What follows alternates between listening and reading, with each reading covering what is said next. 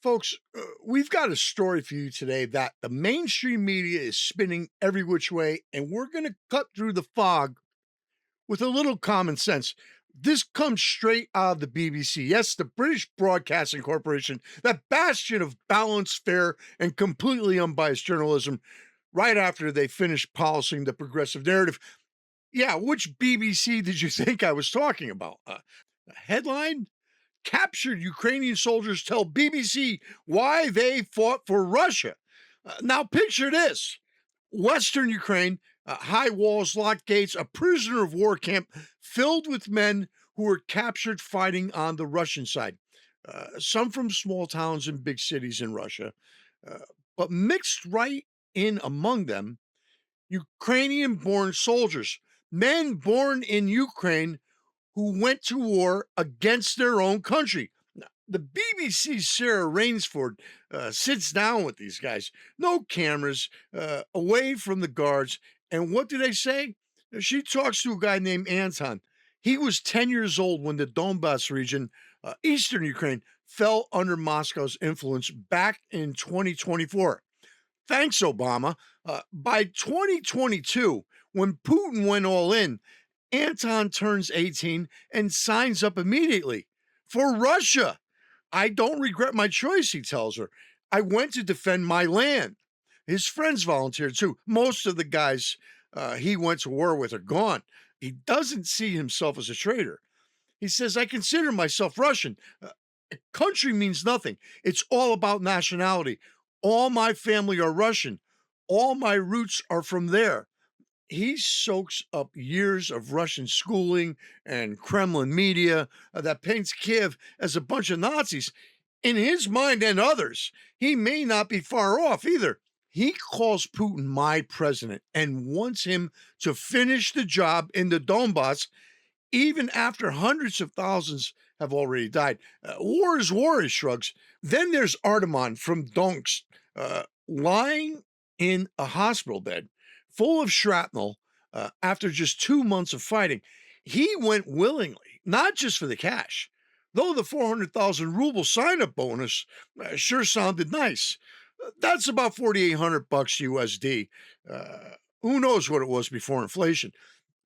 Oh, and never got it, by the way. Uh, but grudges he holds are from 2014 when Ukrainian forces shelled the region hard. Now he's bitter about his commander and the fact that the pure Russian next to him got paid 5 times more. Hindsight is 2020. Almost all the Ukrainian-born POWs the BBC talked to came from areas occupied since 2014. Most joined voluntarily. One guy from Donetsk claimed he was forced, eyes darting around, scared to talk straight. You never know when the poison will hit you. Official numbers floating around suggest over 50,000 Ukrainians conscripted against their will in the occupied zones. Now, Sergei, born in Luhansk, insists he's Russian, like his parents who moved there in Soviet times. He joined the Russian army a decade ago to defend my homeland. Says he'll retire if he ever gets out. Next to him, a drug dealer named Konstantin, who signed up purely to dodge a 15-year prison sentence. For me, 15 years was too much. Convict soldiers, murderers even, thought they'd walk free after a year. Contracts got renewed automatically. The odds of those assault troops, not great. When asked about killing fellow countrymen, they get careful. I see nothing good in any war, the drug dealer says. We all have relatives there. This just isn't good. But he still thinks his choice was right. Uh, Neither he nor Sergei expect the war to end soon. Putin won't stop until he has the whole Donbass. And the prisoners themselves, low priority for prisoner swaps. In Russia's eyes, they're Ukrainians. Russia doesn't seem eager to trade for them. It puts an additional stress on the Ukrainian supply chain if they have to house and feed a bunch of their own expat prisoners. Now, folks, let's pause right there. The BBC presents this as some deep look into the dynamics of this war. Fair enough. They're interviewing the other side for once, but notice the careful framing. These men have blurred national identities. An entire generation raised under occupation, force fed propaganda. Some volunteers, some coerced, complex, messy, human. This is exactly why these endless foreign wars never fit the neat little morality plays the media and the war hawks want to sell you. It's not pure white hat Ukrainians versus pure black hat Russians. The Donbass has been a contested Russian speaking powder cake for years.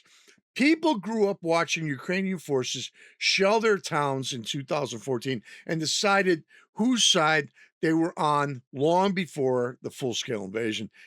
Identity isn't a passport stamp, it's language, family history, uh, sometimes even a neighborhood. And whatever the local media spoon feeds you for a decade, does that make Putin a choir boy? Of course not. The man's a thug running a corrupt petro state, but pretending every single person born inside Ukraine's borders is a loyal citizen ready to die for Kiev is pure fantasy. And while we're at it, spare me the sudden hand wringing about forced conscription when Ukraine itself has been dragging men off the streets and out of their houses in their underwear for years. This story underlines something the open borders globalist crowd never wants to admit. Nations are not just lines on a map drawn by bureaucrats. Culture, language, loyalty matter. When you have populations that identify more with the other side, you get exactly this Ukrainian born soldiers fighting for Russia, making coffins and Christmas decorations in a Ukrainian POW camp, while a video debunking Russian claims about Crimea plays on a loop that nobody watches. Folks, the real reason here isn't whatever the BBC wants you to take away. It's that this war was always more complicated than the cheerleaders in Washington and Brussels admitted. Billions in American tax dollars, thousands dead, cities flattened, and still no clear endgame. Meanwhile, these young men from the same soil are killing each other over whose flag flies over Donbass. And the media acts surprised when some of them pick the other side. This is where we are today in America. We'll be back, and we hope you will too.